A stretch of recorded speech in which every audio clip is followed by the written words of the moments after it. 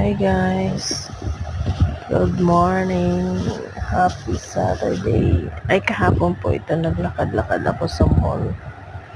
Pagkatapos ko ng nag-exercise. Yan po yung skatingan dito sa malapit sa lugar ni Amo. Kaso wala pang skating yung maaga pa.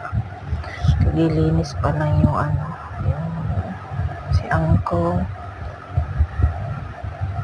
Isa